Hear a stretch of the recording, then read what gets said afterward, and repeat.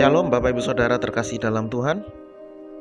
Kiranya kasih karunia dan damai sejahtera dari Allah Bapa kita dan Tuhan Yesus Kristus menyertai Bapak Ibu Saudara sekalian. Amin. Hari ini hari Selasa adalah hari di mana kita masih ada di dalam Minggu Suci. Minggu Suci dimulai dari Minggu Palma, Kamis Putih, Jumat Agung, Sabtu Sunyi, dan Paskah. Hari ini adalah hari-hari di mana kita mempersiapkan hati, mempersiapkan diri untuk menyambut peringatan sengsara, kematian, dan kebangkitan Tuhan Yesus dengan merenungkan firman Tuhan. Oleh karena itu mari kita berdoa. Bapa kami yang bertahta dalam kerajaan surga, yang kami kenal dalam nama Tuhan Yesus Kristus, yang sengsara, mati, dan bangkit untuk menebus dosa kami, Allah yang hidup, Allah yang berkuasa, yang menjadikan segala sesuatu. Saat ini ya Tuhan, kami bersyukur kepadamu oleh karena kekuatan, kesehatan, keselamatan yang Kau nyatakan bagi kami hari demi hari. Hari ini Tuhan, saat ini kami bersama-sama akan membaca serta merenungkan firman-Mu. Mari Tuhan, curahkan Roh Kudus-Mu sehingga kami dimampukan untuk dapat membaca serta merenungkan firman-Mu. Dan melalui firman-Mu kami dikuatkan, diteguhkan, dibaharui, disegarkan, sehingga kami pun bisa terus mengerjakan segala sesuatu dalam rasa syukur, sukacita, dan hati yang terarah hanya kepada Tuhan saja. Terima kasih ya Tuhan, di dalam nama Tuhan kami Yesus Kristus kami berdoa. Amin. Bapak Ibu Saudara, bacaan kita diambil dari Yesaya 49 ayatnya yang ke-6. Yesaya 49 ayat yang ke-6. Yang demikian, terlalu sedikit bagimu hanya untuk menjadi hambaku, untuk menegakkan suku-suku Yakub, dan untuk mengembalikan orang-orang Israel yang masih terpelihara. Tetapi aku akan membuat engkau menjadi terang bagi bangsa-bangsa, supaya keselamatan yang datang daripadaku sampai ke ujung bumi. Demikianlah firman Tuhan. Yang berbahagia adalah setiap orang yang mendengarkan serta melakukan firman Tuhan. Hosiana. Bapak Ibu Saudara yang terkasih dalam Tuhan Yesus Kristus, bacaan kita pada saat ini merupakan janji pemulihan, sekaligus adalah tugas yang dinyatakan oleh Tuhan kepada Yesaya dan juga kepada bangsa Israel. Janji pemulihan ini dinyatakan supaya bangsa Israel yang ketika itu dalam pembuangan di Babel bisa merasakan kekuatan, merasakan pengharapan di tengah-tengah penderitaan, bahwa penderitaan ini ada ujungnya, penderitaan ini ada akhirnya. Kapan? Tidak tahu. Yang jelas Tuhan sudah memberikan janji bahwa Tuhan akan mengembalikan orang-orang Israel, menegakkan suku-suku Yakub. Artinya penderitaan ini ada akhirnya. Bangsa Israel akan pulang dan dipulihkan sebagai sebuah bangsa, menjadi bangsa pilihan. Kabar ini tentu menjadi sebuah titik terang di tengah kemelut pergumulan pembuangan di Babel. Kabar ini sekaligus menjadi semangat yang positif bagi bangsa Israel untuk menyadari bahwa Allah masih mengingat dan terus mengingat bangsa Israel. Bahkan Allah sekali lagi menebus dan memulihkan bangsa Israel dari bangsa asing.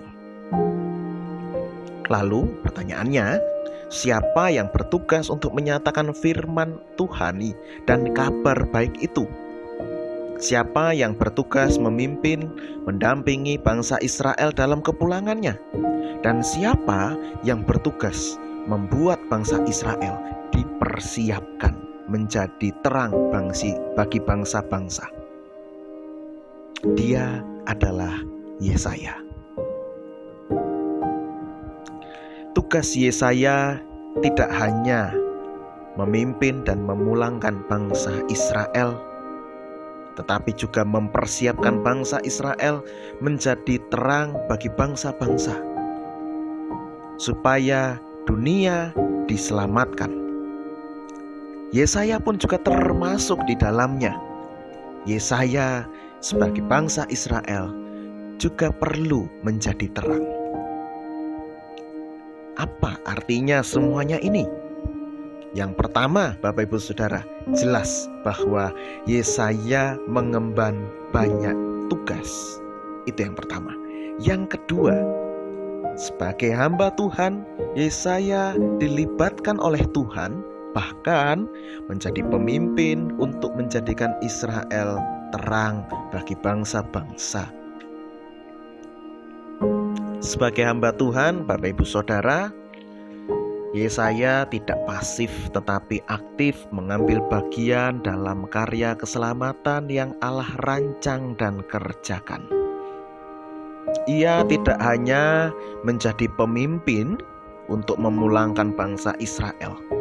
Tugasnya tidak selesai hanya sampai di situ, tetapi juga sebagai alat Tuhan yang menyalurkan terang yang asalnya dari Tuhan untuk menyala di dalam hati bangsa Israel, sehingga terang itu yang asalnya dari Tuhan menerangi hati Yesaya dan juga disalurkan ke bangsa Israel, menerangi hati bangsa Israel, dan nanti akan menerangi bangsa-bangsa lain.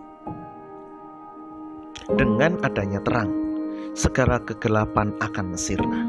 Dengan adanya terang, maka segala bangsa akan menyadari kegelapan-kegelapan yang ada di dalam hatinya dan akan datang kepada Allah Sang Terang. Mereka akan memberi diri, menyerahkan dosa, mematikan hidup yang lama, dan membangkitkan hidup yang baru di dalam Dia. Pertanyaan untuk kita renungkan, apakah terang itu juga ada di dalam hati kita? Jika terang itu belum ada di hati kita, maka mari kita memberi diri, menyerahkan dosa, mematikan hidup yang lama, dan membangkitkan hidup yang baru di dalam Tuhan. Ketika hidup kita dikuasai oleh terang, maka damai sejahtera Allah akan melingkupi dan menuntun kita menuju Sang Terang sejati, yaitu Yesus Kristus. Mari kita mempersiapkan diri, membangun diri dalam terang kasih Allah, sehingga karya penebusan dari Allah benar-benar nyata dalam hidup kita. Tuhan Yesus memberkati. Amin. Mari kita bersatu dalam doa. Bapa dalam surga, Allah yang kami sembah di dalam nama Tuhan Yesus Kristus, pada saat ini kami melalui firman-Mu diingatkan kembali untuk menerima, menjadi, dan mengarahkan hidup pada Sang Terang. Mampukan kami ya Tuhan untuk menjadi pribadi-pribadi yang dengan rendah hati menerima terang di dalam hati kami. Mampukan kami sebagai pribadi-pribadi menjadi terang bagi orang-orang di sekitar kami. Mampukan kami juga ya Tuhan menjaga terang itu dengan mengarahkan hidup pada Sang Terang sejati, yaitu Tuhan Yesus Kristus. Sehingga melalui kehidupan kami, keselamatan bisa sampai ke ujung bumi. Bapa dalam surga, kami juga mendoakan saudara-saudara kami yang saat ini sedang dalam pergumulan, dalam persoalan. Di antaranya saudara-saudara kami yang ada di Makassar yang mendapatkan teror bom. Mari Tuhan hadir memberikan ketenangan, penghiburan, penguatan, serta pengharapan.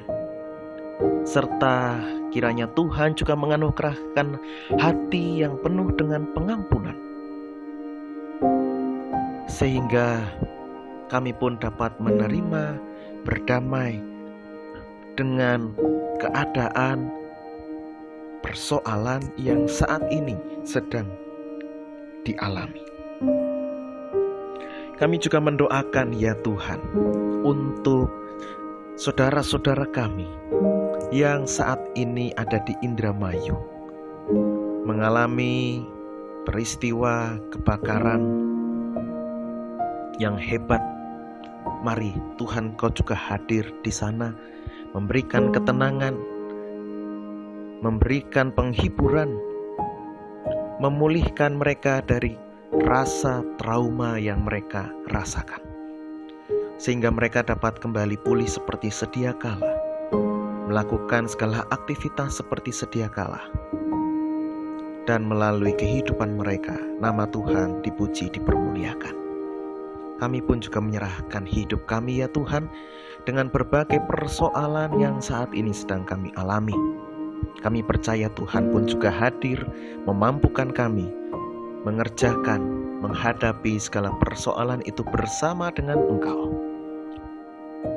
Dan melalui segala sesuatu itu, kami percaya kami diubahkan, dipersiapkan, diproses menjadi hamba Tuhan yang benar di hadapan Engkau.